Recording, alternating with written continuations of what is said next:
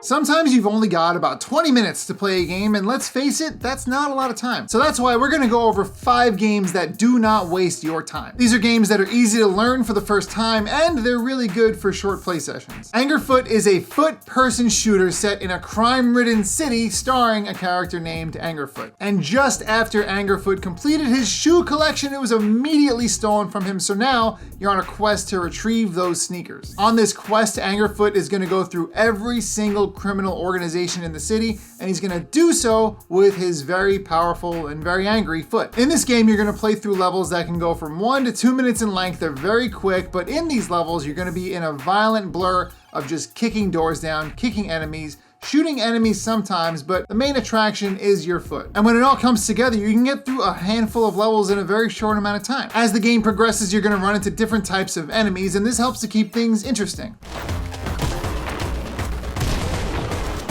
So far, my favorite kind of enemy is the dude that's got a bomb on his head, and that's fun because if you kick him, he blows up. And if you're really good about it, you can just kick that bomb guy into a group of other enemies and they're all toast. And if you're looking for a reason to play these levels over again, every level has challenges that you can try to complete. Sometimes you're challenged to beat the level within a certain amount of time. Other times you're challenged to just use your foot to take care of enemies. And when you complete these challenges, you can unlock different pairs of sneakers that are purely aesthetic. So when all of this comes together, Angerfoot is the perfect game to play for 10 to 15 minutes or an hour. Next up, we've got a game called ScourgeBringer. Now this is a fast-paced roguelite action game. Playing as a warrior named Kyra, players are gonna zip around every level, hacking and slashing their way through demons to clear that room and move on to the next one. As each room is cleared, new power-ups and different ranged weapons can be obtained. And although it's risky, it's always worth it for you to look around and go through every room to clear all the enemies out and see what power-ups you can get, as well as collecting their blood, which you can use to buy different power-ups. And although ScourgeBringer is very skill-based, it does help you to have weapons that can give you an edge in the next boss fight. But since ScourgeBringer is a roguelite, you can expect to lose multiple times. Boss fights can be kind of challenging, but once you learn how every boss ticks and you identify what their patterns are, it's a lot easier to get through them. So while it's by no means a walk in the park, ScourgeBringer is not unfair at all. For me, one of the first things that got me interested in ScourgeBringer was actually the pixel art. And on top of that, the music is very reactive to what's happening in the game. So if you're in the middle of a fight, it starts to get really fast paced and cool. And if you get hit, it pauses for a second because it gets kind of dramatic. And then if you're just walking around, it's really chill.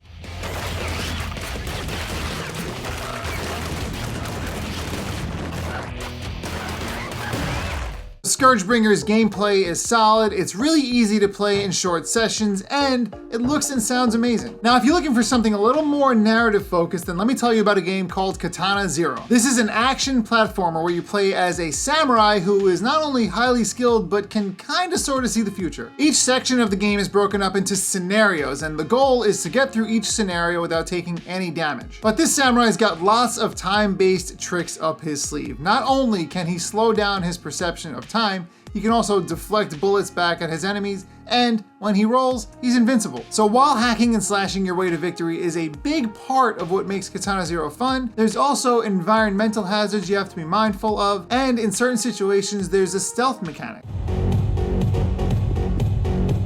And you can also control how the samurai interacts with other characters in the game. You can make him into an impatient jerk or somebody who's actually really cooperative. So you've got these shorter play sessions that are going to be full of snappy gameplay, and you're also going to be told a very compelling narrative along the way. But if you're looking for something more strategic for your shorter play sessions, then let's talk about a game called Slay the Spire. Of the deck building video games out there, I think Slay the Spire is one of the more digestible ones that you can play. Each encounter features a battle between your character and one or many monsters. The goal is to kill every monster while also taking as little damage as possible. So you've got to do a combination of blocking attacks, avoiding damage, as well as dealing damage. As you work through encounters and battles, you're going to be adding cards to your deck, making it more powerful, discarding cards you don't need, and eventually you're going to fight a boss. And that is the ultimate test of not only your abilities, but how well you've put together your deck and what kind of strategy you've put together up to that point. At the start of every run, players can choose from a set of unlockable characters. You start with one very simple character named Ironclad who can do literally just attacking and blocking, but as you play the game, more characters are unlocked, and with that, more interesting decks are made available. So your main goal with this game should be to find as many characters as you can and try them all out out because you're going to eventually find one that really feels right for the way you think,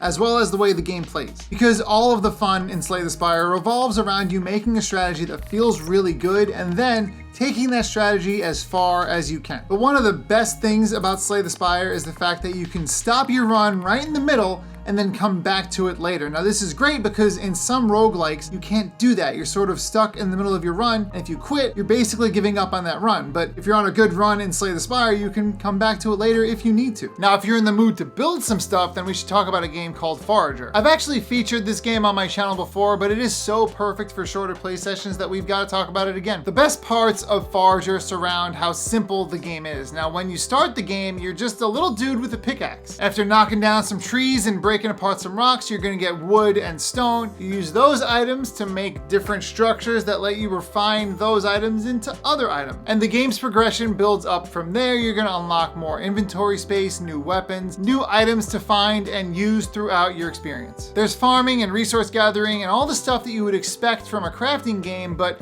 things get really interesting when you talk about unlocking different islands. The overarching goal in this game is to unlock all of the islands surrounding the area that you're on. Now, when you unlock a new island, you're not really sure what you're gonna get. Sometimes it's like a community center that asks you for donations. Other times it's a new dungeon, and sometimes it's just an island with animals on it. But as you improve the things you can craft, you'll eventually not be doing any manual labor in the game anymore. You're gonna wind up being able to do more exploring and fighting and seeing what's going on with all these islands. In spite of how complicated it can get, the game does remain simple the entire time, and this makes it really easy to pick up and put down very quickly. But just as this game is good in short play sessions, it's also very easy to get lost playing Forager as well. You can easily spend an hour playing this game. But I think games like these are perfect for anyone, so whether you're balancing a very busy lifestyle or you just like to play video games in short bursts, I think these are the kinds of games you want to have on hand. Because not only are they respectful to your time, they're also a lot of fun. If there's a game that you've enjoyed for shorter play sessions, do let me know in the comments, because not only is that going to help me, but other people are going to get that recommendation as well. It's my favorite thing when my comment section turns into a recommendation list of great games, so please help get that started. And finally, one last bit of good news. My channel was recently accepted into the YouTube Partner Program, which means we can start selling merch, we can start having memberships on my channel, all these cool things that are going to move my channel forward. Honestly, it's been a blast making videos for you and suggesting games that I've been enjoying and sharing my thoughts, so